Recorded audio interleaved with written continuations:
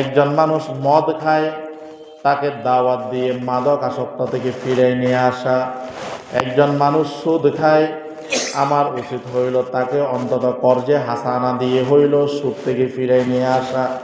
এইভাবে যত ধরনের নেক আমল আছে, ওই ব্যক্তি নেক আমল করে না, আমাদের উচিত হইল ওই ব্যক্তিকে ওইভাবে না ছেড়ে দিয়ে দাওয়াত দিয়ে কি করা, দ্বীনের পথে নিয়ে আসা।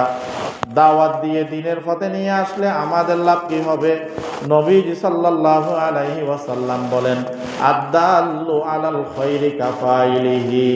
নবীজি বলেন, দাওয়াত দিয়ে একজন মানুষকে আপনি নামাজের জন্য নিয়ে আসবেন, আপনি নামাজ পড়ছেন যে সেটা কবুল না হইলেও, আপনি যে একজন ভাইকে দাওয়াত দিয়ে নামাজ পড়ার জন্য নিয়ে আসছেন, ওই ভাইটা নামাজ পড়ে যেই পরিমাণ নেকি পাবে, ওই পরিমাণ নেকি আল্লাহ রাব্বুল আলামিন আপনাকেও দিয়ে দিবেন। সুবহানাল্লাহ। এই জন্য সামাজিকভাবে সমাজকেও ইসলাম দিয়ে সাজানো, সমাজের মধ্যেও বৈষম্য না থাকা। এ ধনী, এর জন্য সব মাপ, এ গরিব, একে সবাই জাপড়ে ধরবো, এই বৈষম্য যেন না থাকে, এটা ইসলামের শিক্ষা না। সমাজকে ইসলাম দিয়ে কি করতে হবে? সাজাইতে হবে। ব্যক্তিগত জীবনকে ইসলাম দিয়ে সাজাইতে হবে।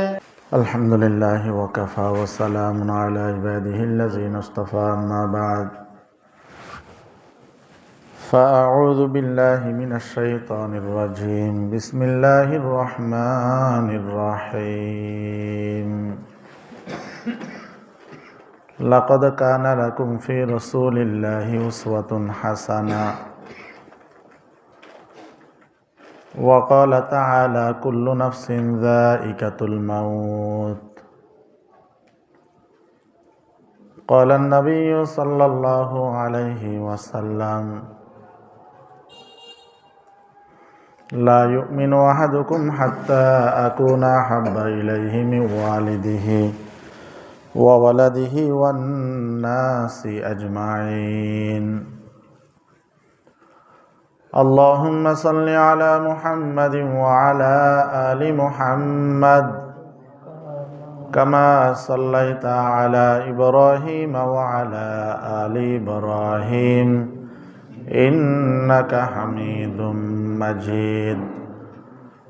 اللهم بارك على محمد وعلى آل محمد كما باركت على إبراهيم وعلى آل إبراهيم إنك حميد مجيد. আলহামদুলিল্লাহ, মহান রব্বুল আলামিনের দরবারে অসংখ্য অগণিত শুকরিয়া যে মহান রব্বুল আলামিন আমাদেরকে মরহুম ওসমান ভাইয়ের রিসালা সাওয়াবের নিয়তে আজকের এই দোয়া মাহফিল এবং দরসুল কোরআন মাহফিলে উপস্থিত হওয়ার তৌফিক দান করেছেন। এই জন্য আমরা রব্বুল আলামিনের দরবারে শুকরিয়া আদায় করি, আলহামদুলিল্লাহ। মৃত ব্যক্তিকে কেন্দ্র করে খানাফিনের ব্যবস্থা করা, দোয়ার আয়োজন করা, এগুলো মৃত ব্যক্তির জন্য মাগফিরাতের উসিলা। একজন বুজুর্গ ব্যক্তিকে স্বপ্ন দেখাইলেন একজন ব্যক্তির কবরে আযাব হইতেছে। উনি স্বপ্ন দেখার পরে ওনার পরিবারের লোকজন তালাশ করতেছেন। বাড়িতে গিয়ে খবর পাইলেন পরিবারের একজন লোকও নাই, ওনাদের একটা মেয়ে আছে, তাও মানসিক রোগী। খবর নিয়ে গেলেন যে উনি একটা সাগরের কিনারা আছে, ওখানে পানির মধ্যে বসে রয়েছে। তো ওই আল্লাহর বান্দা গিয়ে বললেন যে তোমার বাবা তো কবরের মধ্যে আযাবের মধ্যে আছে, তুমি তোমার আব্বার জন্য দোয়া করিও। ওই মানসিক রোগী মহিলা কি করছেন, মানে হাতের মধ্যে যেটাই ছিল সেটাই ওই ব্যক্তির কাছে নিক্ষেপ করছেন। অর্থাৎ ওনার হাতের মধ্যে কিছু ফানি ছিল, ওই ফানিগুলা ওই বুজুর্গ ব্যক্তির দিকে কি করলেন, নিক্ষেপ করলেন। ওই বুজুর্গ ব্যক্তি চলে আসছেন। আসার পর আরেকদিন স্বপ্ন দেখতেছে যে ব্যক্তি কয়েকদিন আগেও আযাবের মধ্যে ছিল, কবরের মধ্যে শাস্তি হইতেছে, আজকে দেখতেছে ওই ব্যক্তি কবরের মধ্যে আনন্দে আছে। সুবহানাল্লাহ। আল্লাহওয়ালা যারা, ঈমানদার যারা, এদেরকে আল্লাহ রাব্বুল আলামিন বিশেষ কিছু ক্ষমতা দেন, যেটাকে আমরা কারামত বলি। নবীদের ক্ষেত্রে যদি হয় সেটাকে বলে মুজিজা।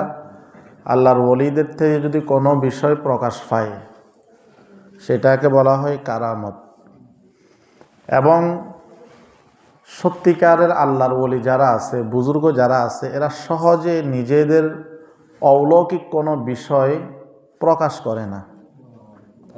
কেউ যদি দেখেও ফেলে, এটার ক্ষেত্রে ওই ব্যক্তিকে শর্ত দেয়, আমি যতদিন পর্যন্ত জীবিত থাকব ততদিন পর্যন্ত এই বিষয়টা কাহারও সাথে শেয়ার করিও না। ওই ব্যক্তি রব্বুল আলামিনের কাছে আবেদন করতেছেন, রব্বুল আলামিন যে মানুষটা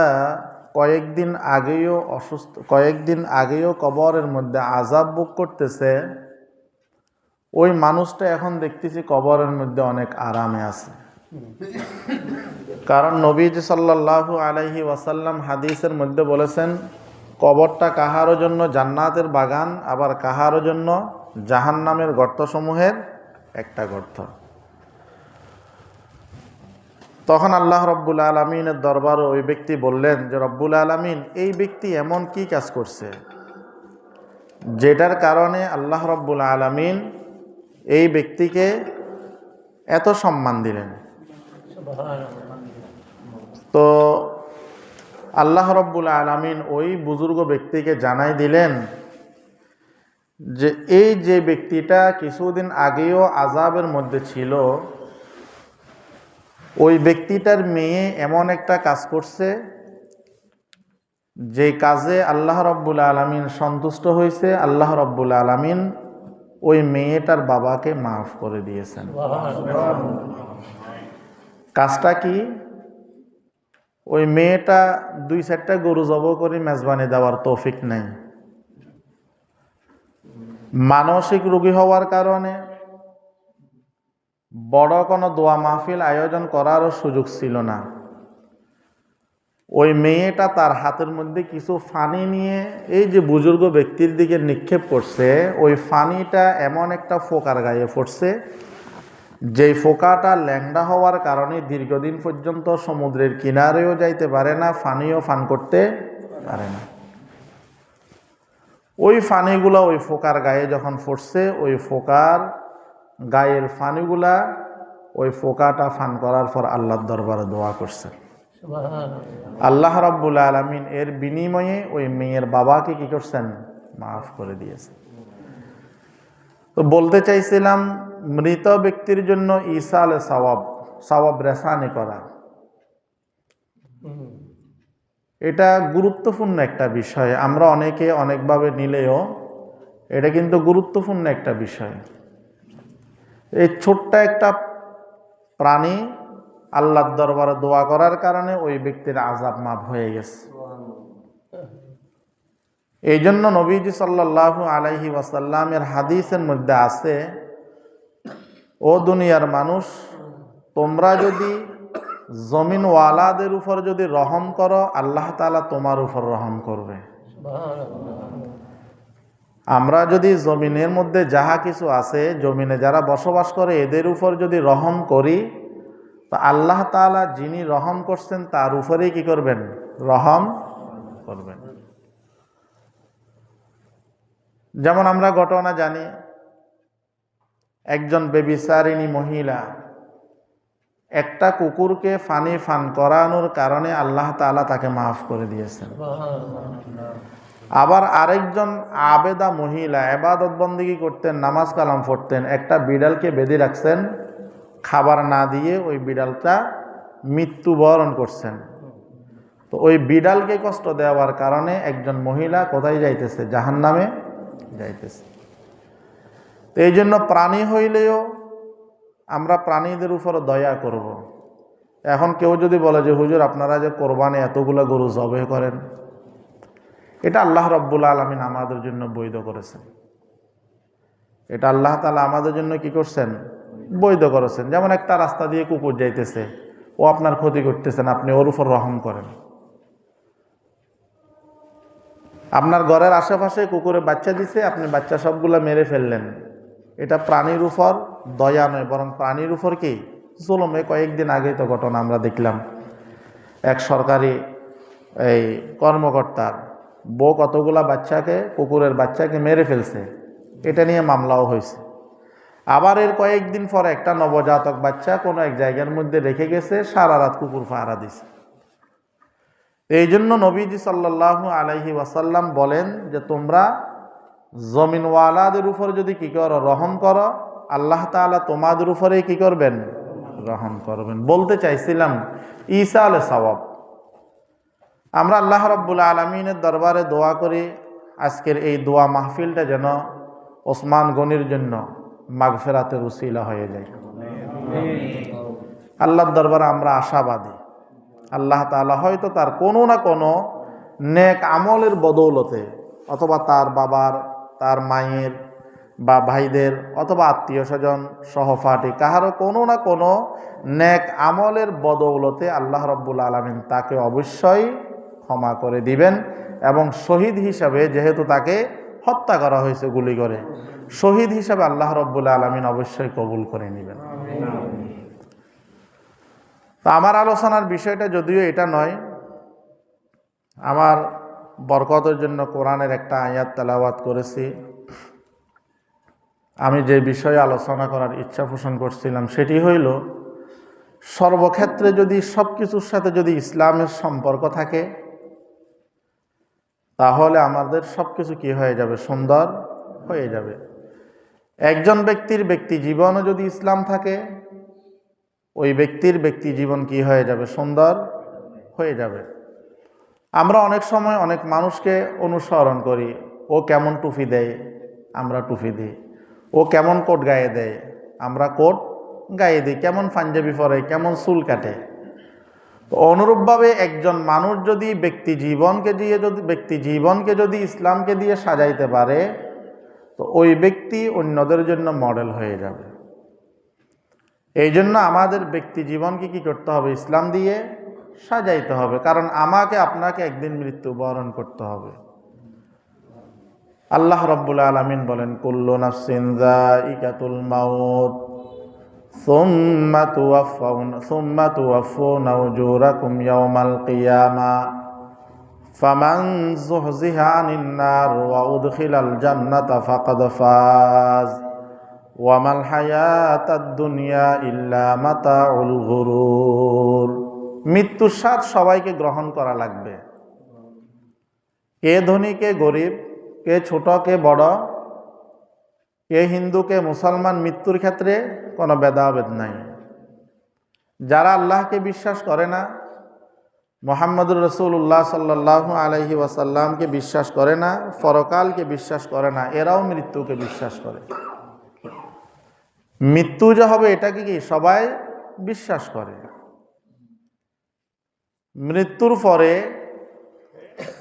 আল্লাহ রাব্বুল আলামিন আমাদের যত ধরনের নেক আমল হোক, বদ আমল হোক, এটার পুঙ্খানু প্রতিদান আল্লাহ রাব্বুল আলামিন অবশ্যই আমাদেরকে দিবেন।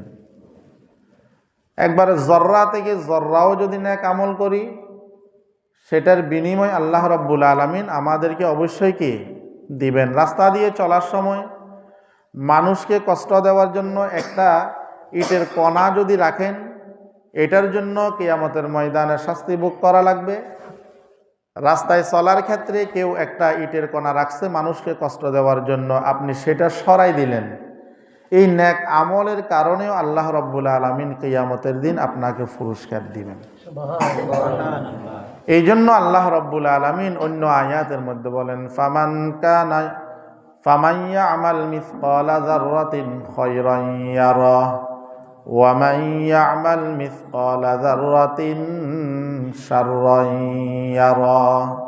এক জর্রা পরিমাণ নেকের আমল করলে সেটার বিনিময়ে আল্লাহ রাব্বুল আলামিন আপনাকে দিবেন, এক জর্রা পরিমাণ গুনাহ করলে সেটার শাস্তিও আল্লাহ রাব্বুল আলামিন আপনাকে দিবেন। তো বলতে চাইছিলাম আমাদের ব্যক্তিগত জীবনকে ইসলাম দিয়ে সাজাইতে হবে। আল্লাহ রাব্বুল আলামিন বলেন, ফামান যুহজিহা আনিন নার ওয়া উদখিলাল জান্নাতা ফাকাদ ফাজ।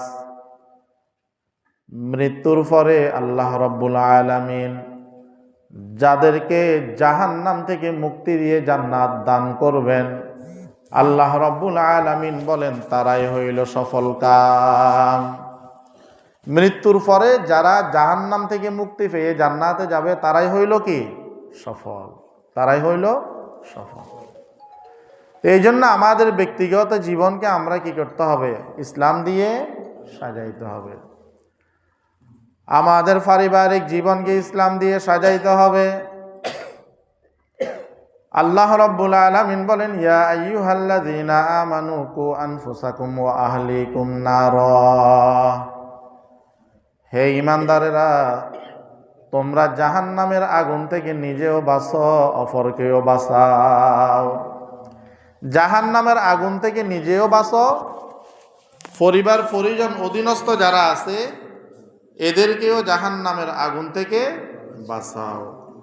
তো ব্যক্তিগত জীবনে আমাদেরকে ইসলাম মানতে হবে, পারিবারিক জীবনেও আমাদেরকে কি করতে হবে? ইসলাম মানতে হবে। আমরা যদি আমাদের পারিবারিক জীবন ইসলাম দিয়ে সাজাইতে পারি, আমাদের পারিবারিক জীবন কি হয়ে যাবে? সুন্দর হয়ে যাবে।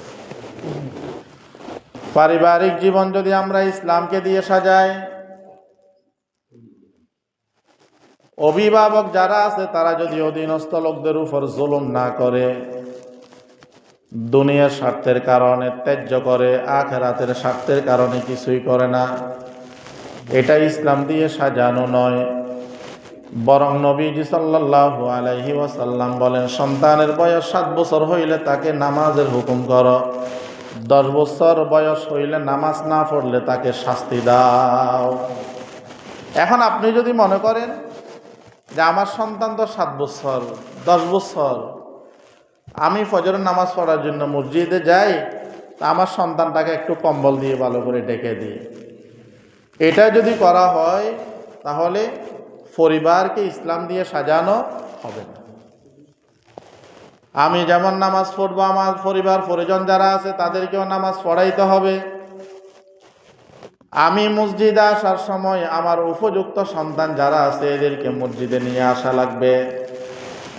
মা ঘরের মধ্যে নামাজ পড়ার সময় সন্তানকেও কি করতে হবে? নামাজ পড়ার জন্য আদেশ দিতে হবে। এখন আমি শুধু জাহান্নামের আগুন থেকে বাঁচলাম, আমার পরিবার পরিজন অধীনস্থ জাহান্নামের আগুন থেকে বাঁচবে না, এমনটা যেন না হয়। এই জন্য মুফাসসিরিনে কেরাম বলেন, নিজেকে জাহান্নামের আগুন থেকে বাঁচানোটা হইল ফরজ, অধীনস্থ যারা আছে পরিবার পরিজন যারা আছে এদেরকে জাহান্নামের আগুন থেকে বাঁচানোর জন্য চেষ্টা করাটা হইল ফরজ। তো ব্যক্তিগত জীবন আমরা ইসলাম দিয়ে সাজাবো, পারিবারিক জীবন আমরা কি করব? ইসলাম দিয়ে সাজাবো। আমাদের প্রতিটা ক্ষেত্র, ব্যবসায়িক জীবন, নবীজি সাল্লাল্লাহু আলাইহি ওয়াসাল্লাম বলেন, যারা সত্যবাদী ব্যবসায়ী আছে, আমানতদার ব্যবসায়ী যারা আছে, নবীজি সাল্লাল্লাহু আলাইহি ওয়াসাল্লাম বলেন এদের হাসর হবে নবীদের সঙ্গে, এদের হাসর হবে সিদ্দিকদের সঙ্গে, এদের হাসর হবে শহীদদের সঙ্গে, এদের হাসর হবে নেককারদের সঙ্গে। তা আমরা তো ব্যবসা, আল্লাহ তাআলা বলেন আহাল্লাল্লাহুল বাইআ ওয়া হাররামার রিবা, ব্যবসা হালাল, সুদ হারাম। এখন আমরা আমাদের আচরণের কারণে ব্যবসাকে আমরা কি করে ফেলতেছি? হারাম বানাই ফেলতেছি। অনেক সময় আমরা 2-4 টাকা লাভের আশায় কসম করে পণ্য বিক্রি করি। 10 টাকার মাল 15 টাকা বিক্রি করার জন্য কসম খেয়ে বলি এটা কয় টাকা দিয়ে কিনলাম? 12 টাকা দিয়ে কিনলাম। হাদিসের মধ্যে আসছে নবীজি সাল্লাল্লাহু আলাইহি ওয়াসাল্লাম বলেন, 3 শ্রেণীর ব্যক্তি এমন আছে যাদের সাথে আল্লাহ রাব্বুল আলামিন কিয়ামতের দিন কথা বলবেন না। রহমতের দৃষ্টি দিবেন না। আল্লাহ রাব্বুল আলামিন এদেরকে ক্ষমাও করবেন না। তন্মধ্যে এক শ্রেণীর লোক হইল ওই সমস্ত লোক যারা অহংকার বশত টাকনোর নিচে কাপড় পরিধান করে। 2 নম্বর হলো ওই সমস্ত লোক যারা মানুষের উপকার করে খোঁটা দেয়। যারা মানুষের উপকার করে কি খোঁটা দেয়। ধরেন একজন লোককে আপনি কোনো এক সময় কোনো একটা কাজে নিয়ে গেলেন, এখন ওই লোকটাকে আরেকদিন বললেন, উনি ওনার ব্যস্ততার কারণেই হোক যেভাবেই হোক উনি ওই দিন যাইতে পারেন নাই, তা আপনি খোঁটা দিয়ে দিলেন, তোমার বিপদে আমি ছিলাম আর আজকে তোমাকে ডাকলাম, তোমাকে আমি পাইলাম না, এভাবে এটার নাম হইল খোঁটা। অথবা কোনো কিছু দান করলেন, দান করে খোঁটা দেওয়া। অনেক সময় হয় না, নির্বাচন আসলো, একটা এলাকার একটা বাড়ির রাস্তা ইট বসাই দিল, নির্বাচনে জিতে নাই, ইটটা তুলে ফেলছে, এমনও ঘটনা অনেক সময় আমরা অনলাইনের মধ্যে দেখি। তো মানুষের উপকার করে খোঁটা দেওয়া এমন ব্যক্তিদের সাথে কিয়ামতের দিন আল্লাহ রাব্বুল আলামিন কথা বলবেন না, রহমতের দৃষ্টি দিবেন না, আল্লাহ তাআলা এদেরকে ক্ষমাও করবেন না। 3য় শ্রেণীর লোক হইল ওই সমস্ত লোক, নবীজি সাল্লাল্লাহু আলাইহি ওয়াসাল্লাম বলেন, যারা কসম খেয়ে পণ্য বিক্রি করে। তো ব্যবসায়িক জীবনে যদি ইসলাম না থাকে, ব্যবসার সৌন্দর্য নষ্ট হয়ে যায়। ব্যবসায়িক জীবনে যদি ইসলাম না থাকে, আমার ব্যবসাটা আর ব্যবসা থাকবে না। আপনি 2 নম্বর মাল যদি 1 নম্বর বলে যদি কাস্টমারকে দেন, নবীজি সাল্লাল্লাহু আলাইহি ওয়াসাল্লাম বলেন, মান গশ্শা ফালাইসা মিন্না। যারা মানুষকে ধোঁকা দেয় এরা আমার উম্মত নয়। এমনকি আপনি আপনার বাচ্চাকে হাতের মধ্যে কিছুই নাই, যে বাবা আসো, বাবা আসো, আসো, আসলো কিছু, এটার নামও ধোঁকা। এটার নামও ধোঁকা। একটা প্রাণীকে আপনি কিছু দেওয়ার বাহানা করে ডাকলেন কিন্তু দিলেন না, এটাও কি ধোঁকা। 1 নম্বর মাল 2 নম্বর মাল আপনি 1 নম্বর বলে বিক্রি করতেছেন, এটাও ধোঁকা। কতক্ষণ পরে পরে তরকারির সবজির মধ্যে কতক্ষণ পরে পরে পানি ছিটাইতেছেন, কফিকে পানির মধ্যে ডুবাই আবার উঠাইতেছেন, এটার নামও ধোঁকা। এটাও ধোঁকা। এটা তখন ব্যবসা থাকে না, এটা হারাম হয়ে যাবে। যে ব্যবসায়ীর ক্ষেত্রে নবীজি বলেছেন এরা জান্নাতের মধ্যে নবীদের সাথে থাকবে, জান্নাতের মধ্যে সিদ্দিকদের সাথে থাকবে, শহীদদের সাথে থাকবে, জান্নাতের মধ্যে নেককারদের সাথে থাকবে, এই ফজিলতের অন্তর্ভুক্ত এই ধরনের ব্যবসায়ী হবে। বলতে চাইছিলাম ব্যক্তিগত জীবনে আমরা ইসলাম দিয়ে ব্যক্তিগত জীবন সাজাবো, পারিবারিক জীবনে আমরা কি করব, ইসলাম দিয়ে আমরা আমাদের পারিবারিক জীবন সাজাবো। ব্যবসায়িক জীবনে আমরা কি করব, ইসলাম দিয়ে আমরা আমাদের ব্যবসায়িক জীবন সাজাবো। অনুরূপভাবে সামাজিক জীবনেও আমরা ইসলাম দিয়ে সমাজটাকে সাজাবো। আপনি নামাজ পড়লেন, আপনার প্রতিবেশী একজন নামাজ পড়ে না, তাহলে তার দ্বারাই একটা খারাপ কাজ হওয়ার সম্ভাবনা আছে। কারণ আল্লাহ রাব্বুল আলামিন বলেন, ইন্নাস সালাতা তানহা আনিল ফাহশাই ওয়াল মুনকার। নিশ্চয় নামাজ মানুষকে খারাপ কাজ থেকে, বেহায়াপনা কাজ থেকে, বেলাল্লাপনা কাজ থেকে বিরত রাখে। তা আমার উচিত হইল সমাজের মধ্যে একজন মানুষ নামাজ পড়ে না, তাকে নামাজের দাওয়াত দেওয়া। একজন মানুষ মদ খায়, তাকে দাওয়াত দিয়ে মাদক আসক্ত থেকে ফিরে নিয়ে আসা। একজন মানুষ সুদ খায়, আমার উচিত হইল তাকে অন্তত কর্জে হাসানা দিয়ে হইল সুদ থেকে ফিরে নিয়ে আসা। এইভাবে যত ধরনের ন্যাক আমল আছে, ওই ব্যক্তি ন্যাক আমল করে না, আমাদের উচিত হইল ওই ব্যক্তিকে ওইভাবে না ছেড়ে দিয়ে দাওয়াত দিয়ে কি করা, দ্বীনের পথে নিয়ে আসা। দাওয়াত দিয়ে দ্বীনের পথে নিয়ে আসলে আমাদের লাভ কি হবে? নবীজি সাল্লাল্লাহু আলাইহি ওয়াসাল্লাম বলেন, আদ-দাল্লু আলাল খায়রি কাফাইলিহি। নবীজি বলেন, দাওয়াত দিয়ে একজন মানুষকে আপনি নামাজের জন্য নিয়ে আসবেন, আপনি নামাজ পড়ছেন যে সেটা কবুল না হইলেও, আপনি যে একজন ভাইকে দাওয়াত দিয়ে নামাজ পড়ার জন্য নিয়ে আসছেন, ওই ভাইটা নামাজ পড়ে যেই পরিমাণ নেকি পাবে, ওই পরিমাণ নেকি আল্লাহ রাব্বুল আলামিন আপনাকেও দিয়ে দিবেন। সুবহানাল্লাহ। এই জন্য সামাজিকভাবে সমাজকেও ইসলাম দিয়ে সাজানো, সমাজের মধ্যেও বৈষম্য না থাকা, এ ধনী, এর জন্য সব মাপ, এ গরিব, একে সবাই জাপড়ে ধরবো, এই বৈষম্য যেন না থাকে। এটা ইসলামের শিক্ষা না। সমাজকে ইসলাম দিয়ে কি করতে হবে? সাজাইতে হবে। ব্যক্তিগত জীবনকে ইসলাম দিয়ে সাজাইতে হবে, পারিবারিক জীবনকে ইসলাম দিয়ে সাজাইতে হবে, সামাজিক জীবনকে ইসলাম দিয়ে সাজাইতে হবে। ও ভাই, বড়কে সম্মান করা এটা নবীজির আদর্শ, ছোটকে স্নেহ করা এটাও নবীজির আদর্শ। قال النبي صلى الله عليه وسلم من لم يرحم صغيرنا ولم يوقر كبيرنا فليس منا। নবীজি বলেন, যারা বড়কে সম্মান করে না, যারা বড় হয়ে ছোটকে স্নেহ করে না, নবীজি বলেন এরা আমার উম্মতের অন্তর্ভুক্ত না, এরা আমার উম্মতের অন্তর্ভুক্ত না, আমার উম্মতের কি না? অন্তর্ভুক্ত নয়। এই জন্য বড়কে সম্মান করা এটা নবীজির আদর্শ। আমরা সম্ভবত গত এক জুমা না দুই জুমা আগে আমরা আলোচনা করছিলাম যে নবীজির চাচা হযরত আব্বাস রাদিয়াল্লাহু তাআলা আনহু, উনি মানের দিক দিয়ে, সম্মানের দিক থেকে নবীর চাচা হিসেবে কি উনি সম্মানী, কিন্তু এরপরেও নবীজি সাল্লাল্লাহু আলাইহি ওয়াসাল্লাম বাতিজা হওয়া সত্ত্বেও চাচা বাতিজাকে কি করতেন? সম্মান করতেন। অন্যান্য সাহাবায়ে কেরাম বলেন, হে আব্বাস রাদিয়াল্লাহু চাচা, অথচ আপনি মুহাম্মদুর রাসূলুল্লাহ সাল্লাল্লাহু আলাইহি ওয়াসাল্লামকে কত সুন্দর সম্মান করেন, নবীজিও আপনাকে সম্মান করেন। তখন আব্বাস রাদিয়াল্লাহু তাআলা আনহু বলেন, বয়সে আমি হইলাম বড়, আর সম্মানের দিক থেকে আমার বাতিজা হইল বড়। আমি বয়সে বড়, আর সম্মানের দিক থেকে মুহাম্মদুর রাসূলুল্লাহ সাল্লাল্লাহু আলাইহি ওয়াসাল্লাম হলেন কি? লা ইউমকিনু সানাউ কামা কানা হাক্কাহু বাদাজ খোদা বুজুর্গ তোহি কিসা মুখতাসার। একজন কবি বলতেছেন যে মুহাম্মদুর রাসূলুল্লাহ সাল্লাল্লাহু আলাইহি ওয়াসাল্লামকে আল্লাহ রাব্বুল আলামিন যে সম্মান দিয়েছেন, যে মর্যাদা দিয়েছেন, যে গুণ দিয়েছেন, এগুলো যদি লিখতে থাকি, বলতে থাকি, এগুলো লিখতে লিখতে কলম কাগজ শেষ হয়ে যাবে, বলতে বলতে সময় শেষ হয়ে যাবে। এরপরেও মুহাম্মদুর রাসূলুল্লাহ সাল্লাল্লাহু আলাইহি ওয়াসাল্লামের বৈশিষ্ট্য লিখে শেষ করা যাবে না। কবি বলতেছেন, আমি এতটুকুই বলি, আল্লাহর পরে যার স্থান তিনি হলেন মুহাম্মদুর রাসূলুল্লাহ সাল্লাল্লাহু। এই জন্য নবীজি বলেছেন, বড়কে সম্মান করা, ছোটকে স্নেহ করা।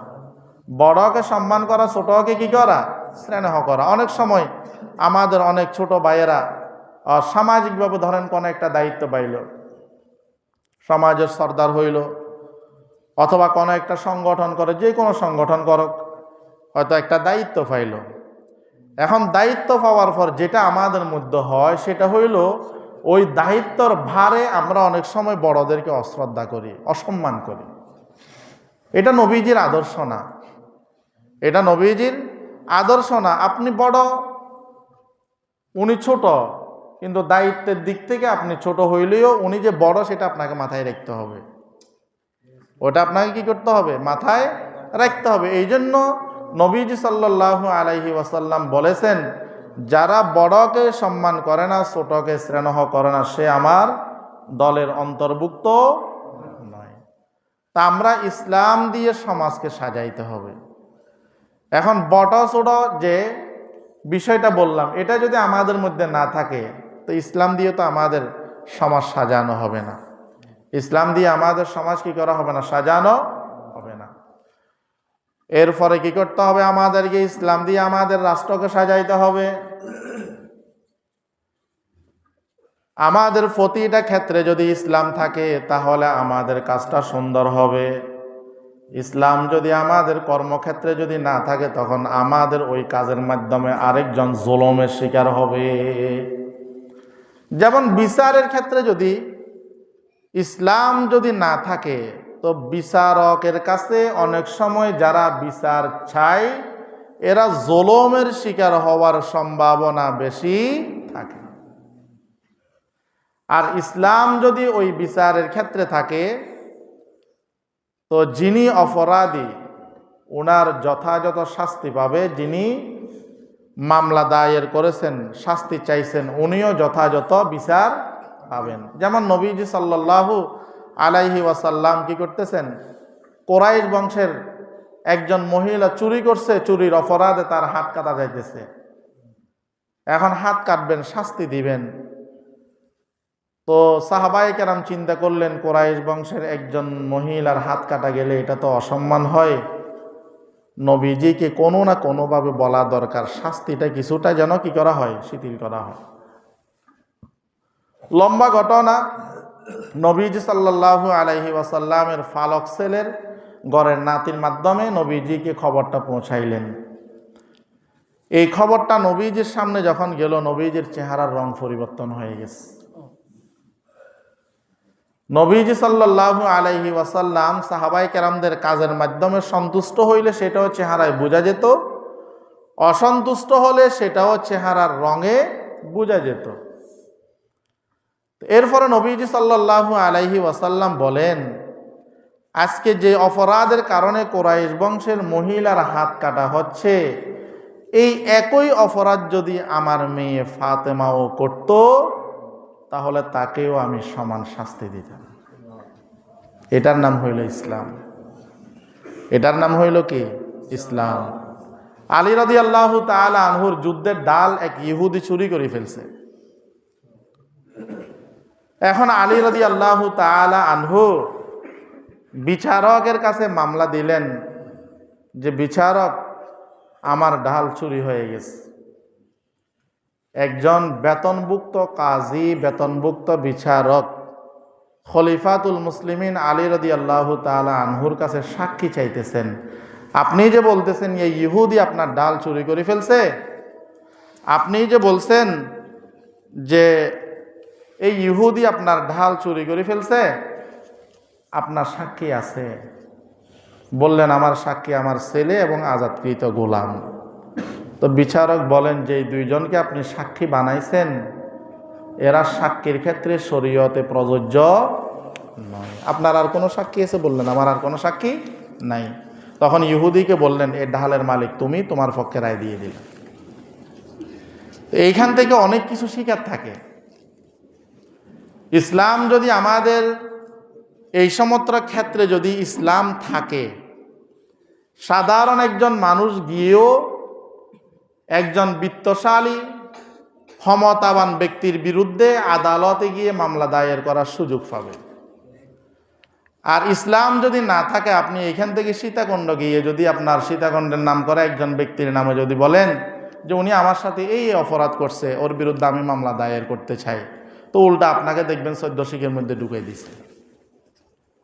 তো এই জন্য সর্বক্ষেত্রে যদি ইসলাম থাকে, তাহলে ক্ষেত্রগুলো কি হয়ে যাবে? সুন্দর হয়ে যাবে। তখন আলী রাদিয়াল্লাহু তাআলা আনহু কি করবেন? যেহেতু বিচারক সাক্ষীর অভাবে ওনার বিরুদ্ধে রায়টা দিয়ে দিছেন, তখন ইহুদি বলেন, আহা, যেই ধর্মের মধ্যে এত সুন্দর বিচার আছে, যেই ধর্মের মধ্যে সাক্ষীর অভাবে একজন রাষ্ট্রপ্রধান হওয়া সত্ত্বেও তার ডালটা হারাই ফেলতেছে, এটা কোনো সাধারণ ধর্ম হইতে পারে না, মিথ্যা ধর্ম হইতে পারে না। আলী রাদিয়াল্লাহু তাআলা আনহুকে বলেন, হুজুর, আপনার ঢাল আপনি নিয়ে নেন আর আমাকে কালিমা পড়াই মুসলমান বানিয়ে দেন। তো এই জন্য সর্বক্ষেত্রে যদি ইসলাম থাকে, তাহলে আমাদের ক্ষেত্রগুলো কি হয়ে যাবে? সুন্দর হয়ে যাবে। এরপরে দেখেন, আমাদের অভিভাবক যারা থাকে, দায়িত্বশীল যারা থাকে, এদের মধ্যে যদি আল্লাহ রাব্বুল আলামিনের ভয় থাকে, তাহলে দায়িত্ববান ব্যক্তি কখনো দায়িত্বে অবহেলা করতে পারে না। যেমন আমরা ঘটনা অনেক সময় বলি যে একজন খলিফাতুল মুসলিমিনের কাছে আরেকজন সাহাবী গেলেন সাক্ষাৎ করার জন্য। জিজ্ঞেস করলেন, কেন আসছেন? রাষ্ট্রীয় কোনো বিষয়ে আপনি আলোচনা করবেন, না আমার আর আপনার কোনো বিষয়ে, ব্যক্তিগত বিষয়ে আলোচনা করবেন? তো উনি বললেন, আপনার আর আমার ব্যক্তিগত বিষয়ে কিছু আপনার সাথে কথা বলবো। তখন উনি কি করলেন? আলোটা নিভাই দিলেন।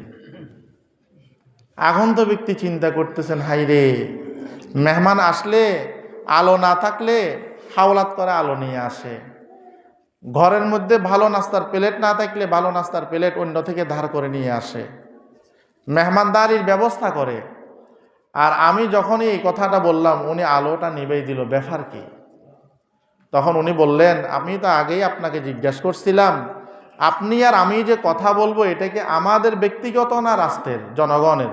আপনি যেহেতু ব্যক্তিগত বলেছেন, অতএব এই আলোটা যদি আমাকে জ্বালাইতে হয়, তাহলে এই অধীনস্থ আমার অধীনে যতগুলো জনগণ আছে সবার কাছে গিয়ে গিয়ে অনুমতি নেওয়া লাগবে। সবাই যদি এই আলোটা জ্বালানোর অনুমতি দেয়, তো এই আলোটা জ্বালানো আমার জন্য বৈধ হবে, অন্যথায় বৈধ হবে। এমনি যে রাস্তা দিয়ে যাওয়ার সময় রাস্তার কাজ করতেছে, আপনি ইট একটা দোকানের মধ্যে ঢুকাই ফেললেন, বাড়ির মধ্যে নিয়ে গেলেন, আপনি মনে করতেছেন একটা ইট নিতেছেন, কিন্তু এই একটা ইটের মধ্যে কতজন মানুষের যে জনগণের যে হক আছে সেটা আপনার ধারণাই নেই। এই জন্য আমাদের ব্যক্তিগত জীবনে, পারিবারিক জীবনে, সামাজিক জীবনে, রাষ্ট্রীয় জীবনে, আমাদের সর্বক্ষেত্রে ইসলাম যদি থাকে, তাহলে আমাদের সর্বক্ষেত্রে কি হয়ে যাবে? সুন্দর হয়ে যাবে ইনশাআল্লাহ। আল্লাহ তাআলা আমাদের সবাইকে বুঝার আমল করার তৌফিক দান করুক। বিশেষ করে মরহুম ওসমান গনি ভাইকে আল্লাহ রাব্বুল আলামিন কবুল করুক। আমার মনে হয় এখানে আসার পরে সম্ভবত দ্বিতীয় জানাজা মনে হয় ওসমান ভাইয়ের পড়াইছি। প্রথম জানাজা ছিল আমাদের হানিফ ভাই ভূঁইয়াবাড়ির, এরপরে মনে হয় ওসমানের জানাজা পড়াইছি সম্ভবত। তো আল্লাহর দরবার আমরা দোয়া করি আজকের আয়োজনটা যেন তার জন্য, তার পরিবার থেকে যারা ইন্তেকাল করেছেন এবং দ্বীনের জন্য, দেশের জন্য যারা জীবন দিয়েছেন, সকলের জন্য হেদায়েতের উসিলা হয়। তার পরিবারের জন্য যেন রহমত হিসাবে আল্লাহ তাআলা কবুল করেন। এবং যারা অসুস্থ আছেন, বিশেষ করে আমরা একজন ভাইয়ের জন্য দোয়া করব, যিনি হলেন কে? ওসমান হাদি ভাই। ওনার জন্য দোয়া করে আল্লাহ তাআলা যেন ওনাকে দীর্ঘ নেক হায়াত দান করেন এবং সুস্থতা দান করেন। আজকে সম্ভবত ওনার চিকিৎসার জন্য এয়ার অ্যাম্বুলেন্সে ওনাকে সিঙ্গাপুরে নেওয়া হয়েছে। তা আমাদের কাজ আমরা দোয়া করি আল্লাহ তাআলা যেন ওনাকে দীর্ঘ নেক হায়াত দান করেন।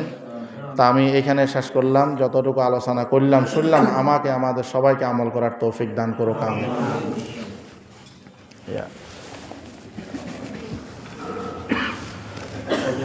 সোজা করে দেন।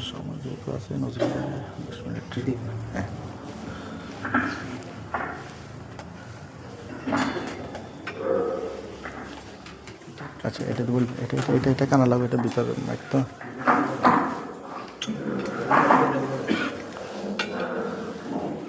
বাইরেটাতে বলবে, এটা কি বল, এটা ছোট করে দেন।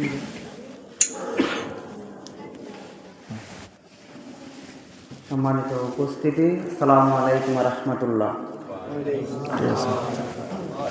আজকের শহীদ ওসমান ভাইকে নিয়ে আয়োজিত আজকের আলোচনা সভায় এখন পর্যন্ত আলোচনা আছে মসজিদের সম্মানিত খতিব সাহেব আব্দুল হাদী ভাইকে অত্যন্ত আমাদের পক্ষ থেকে আন্তরিক মোবারকবাদ। উনি পবিত্র কোরআন থেকে দিন ইসলাম সম্পর্কে, বড়জনকে শ্রদ্ধা সম্পর্কে সুন্দরভাবে আলোচনা করছেন।